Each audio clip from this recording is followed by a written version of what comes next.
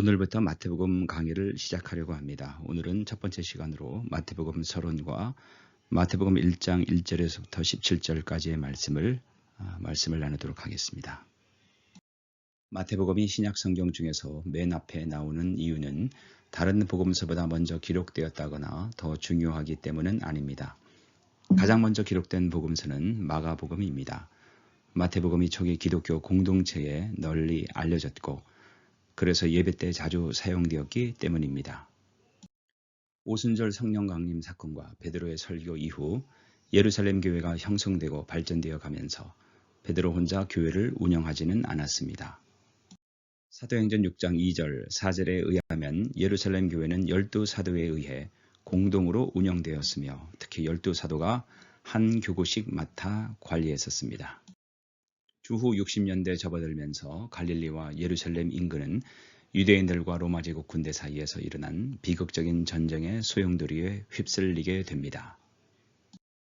역사가 유세비우스에 의하면 예루살렘 교회 신자들은 이 전쟁에 가담하지 않고 교구를 중심으로 각자 피난을 갔습니다.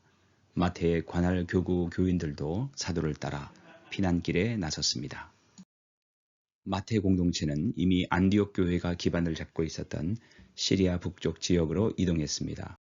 당시 안디옥 지역은 인구가 4~50만 명에 이르렀고 유대인들도 많이 거주하고 있었기 때문에 다른 지역보다 정착하기에 유리했습니다.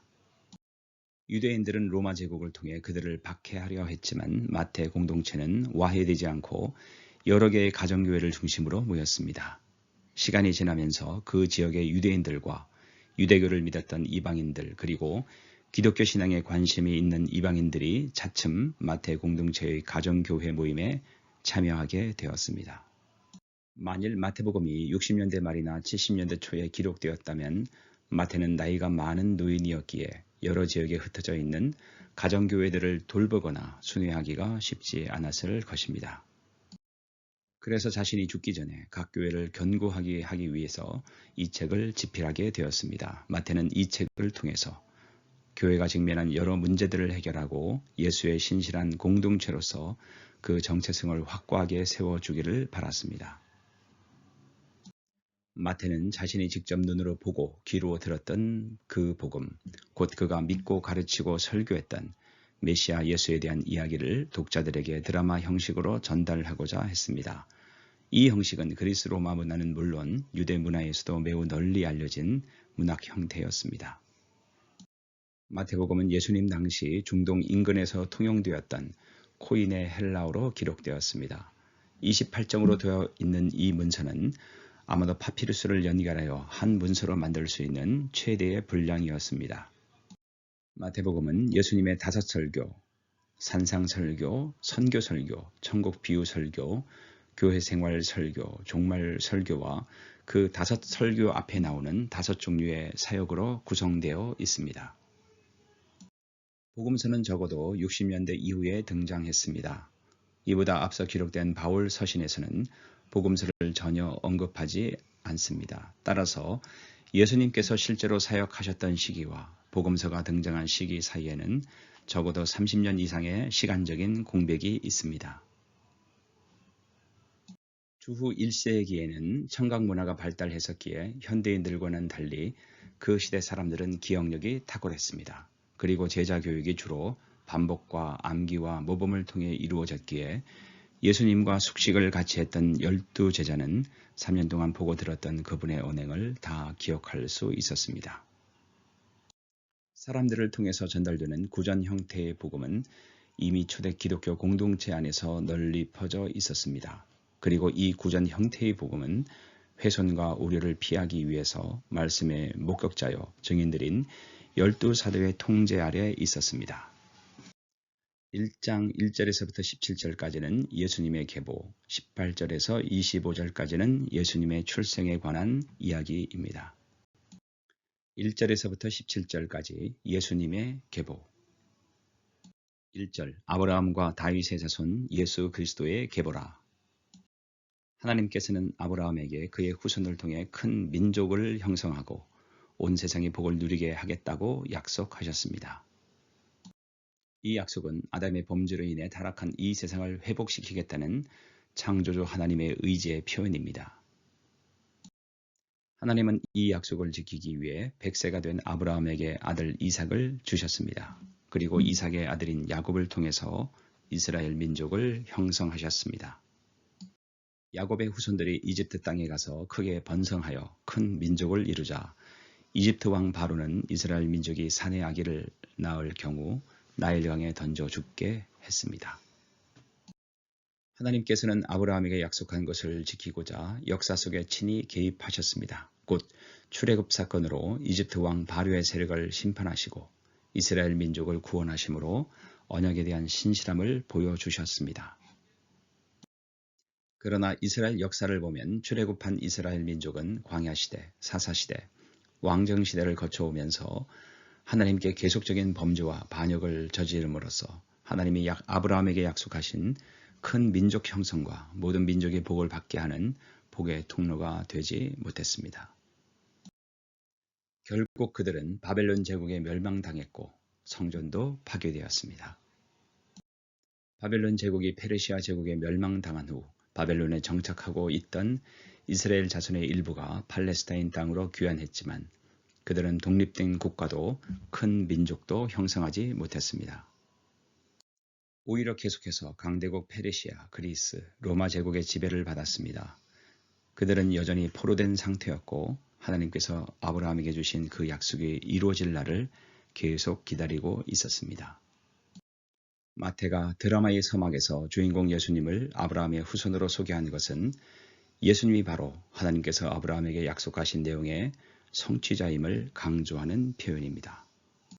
예수님을 통해서 약속의 성취로 옛 시대가 새 시대로, 옛 이스라엘이 새 이스라엘로, 하나님과 멀리 떨어져 있던 모든 이방인이 하나님께 가까이 와서 복을 누리는 시대로 바뀌게 된 것입니다. 그렇다면 예수님을 다윗의 후손으로 소개하는 것에는 어떤 의미가 있을까요? 바벨론 포로기 이후 이스라엘 민족은 그들을 세계의 중심국가로 만들어주실 메시아가 오실 것이고 그 메시아가 다윗의 후손으로 오실이라고 기대하고 있었습니다. 이러한 메시아 대망 사상에 결정적인 영향을 미친 것은 하나님께서 나단 선지자를 통해 다윗에게 주신 약속입니다. 사무엘하 7장 내 수완이 차서 내 조상들과 함께 잘 때에 내가 내 몸에서 날 자식을 내 뒤에 세워 그 나라를 견고케 하리라. 저는 내 이름을 위하여 집을 건축할 것이요 나는 그 나라 왕위를 영원히 견고케 하리라. 나는 그 아비가 되고 그는 내 아들이 되리니. 다윗의 후손은 하나님의 집을 건축하고 하나님의 나라 왕위를 영원히 견고하게 하며 하나님을 아버지라 부르는 하나님의 아들입니다. 이 내용을 실현할 다윗의 후손을 솔로몬으로 볼 수 없는 이유는 그가 죽은 후 이스라엘이 남북으로 나뉘었다가 멸망했으며 솔로몬의 성전도 바벨론에 의해 완전히 파괴되고 말았기 때문입니다. 이사야 선지자를 비롯한 여러 선지자들은 이 약속에 나오는 다윗의 후손은 솔로몬이 아니라 메시아이며 그 메시아가 약속대로 오시면 이스라엘 나라를 회복하고 새로운 성전을 지을 것을 예언했습니다. 마태가 예수님을 다윗의 후손이라고 소개한 것은 그분이 하나님께서 다윗 왕에게 약속하신 그 언약의 성취자, 즉 메시아임을 알리기 위함입니다. 하나님의 아들 메시아에 대한 구약 성경의 예언들이 예수님을 통해 성취되었다는 것입니다. 그러므로 마태복음은 아브라함과 다윗의 후손인 메시아이신 예수님이 하나님께서 약속하신 새로운 이스라엘 민족을 형성하고 새로운 성전을 짓고 그들이 모든 민족의 복의 통로가 되게 하고 영원히 견고한 나라를 세우는 하나님의 아들이심을 보여줍니다. 2절 아브라함이 이삭을 낳고 이삭은 야곱을 낳고 야곱은 유다와 그의 형제를 낳고 유다는 다말에게서 베레스와 세레를 낳고 베레스는 헤스론을 낳고 헤스론은 람을 낳고 람은 아미나답을 낳고 아미나답은 나손을 낳고 나손은 살몬을 낳고 살몬은 라합에게서 보아스를 낳고 보아스는 룻에게서 오벳을 낳고 오벳은 이새를 낳고 이새는 다윗 왕을 낳으니라. 다윗은 우리아의 아내에게서 솔로몬을 낳고 솔로몬은 르호보암을 낳고 르호보암은 아비야를 낳고 아비야는 아사를 낳고 아사는 여호사밧을 낳고 여호사밧은 요람을 낳고 요람은 우시야를 낳고 우시야는 요담을 낳고 요담은 아하스를 낳고 아하스는 히스기야를 낳고 히스기야는 므낫세를 낳고 므낫세는 아몬을 낳고 아몬은 요시야를 낳고 바벨론으로 이거할 때에 요시야는 여고냐와 그의 형제를 낳으니라. 바벨론으로 이거한 후에 여고냐는 스알디엘을 낳고 스알디엘은 스룹바벨을 낳고 13절 스룹바벨은 아비훗을 낳고 아비훗은 엘리야김을 낳고 엘리야김은 아소르를 낳고 아소르는 사독을 낳고 사독은 아킴을 낳고 아킴은 엘레웃을 낳고 엘레웃은 엘르아사를 낳고 엘르아사는 mat단을 낳고 mat단은 야곱을 낳고 16절 야곱은 마리아의 남편 요셉을 낳았으니 마리아에게서 그리스도라 칭하는 예수가 나시니라. 17절 그런즉 모든 대수가 아브라함부터 다윗까지 14대요. 다윗부터 바벨론으로 이거할 때까지 14대요. 바벨론으로 이거한 후부터 그리스도까지 14대더라. 첫 번째, 14 곱하기 3 구조. 이 구조는 자연 발생적인 것이 아니라 지극히 인위적인 작업과 계수의 결과이다.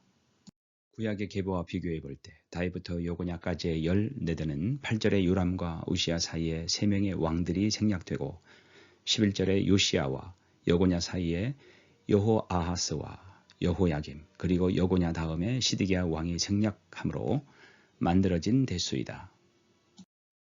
다윗부터 예수님까지 대수가 마태는 27대인데 비해 누가는 42대이다. 이것은 마태의 계보가 상당히 산별적인 목록임을 보여주고 있습니다. 그렇다면 마태가 예수님의 계보를 이처럼 인위적으로 3중 14대로 제시한 목적은 무엇일까요? 그 해답은 숫자 14의 용법과 밀접한 관계가 있습니다. 14는 7의 배수입니다. 마태는 7이라는 숫자를 상당히 즐겨 사용합니다. 아마도 어떤 특별한 신학적 의도 없이 문학적 틀로서 7의 두 곱을 3번 반복하고 있을 가능성이 큽니다. 두 개의 전환점, 하나는 다윗이고 또 하나는 다윗 왕조의 끝인 바벨론 포로입니다.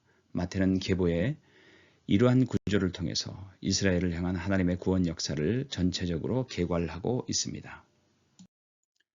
하나님의 구원 역사가 그분의 약속으로 시작되었고 진행되던 중 인간의 반역으로 위기를 맞이했지만 하나님의 신실하심으로 인해 마지막 때 그분께서 약속하셨던 그리스도를 통해 궁극적 목표에 도달하였음을 보여주고 있습니다. 두 번째는 족보에 나오는 여자인 다말, 라합, 룻, 우리아의 아내입니다. 예수님의 계보 초반에 여자 4명이 집중적으로 언급되고 있습니다. 이들 4명은 여자라는 공통점 이외에 두 가지 주목할 만한 공통점이 있습니다.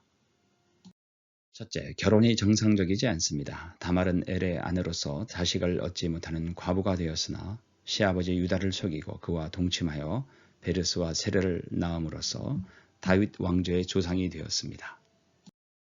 라합은 직업상 창녀였으나 보아스를 낳음으로써 역시 다윗 왕조의 조상이 되었습니다. 룻은 첫 남편을 사별하고 보아스와 재혼했으며 그 결과 다윗 왕의 외증조모가 되었습니다.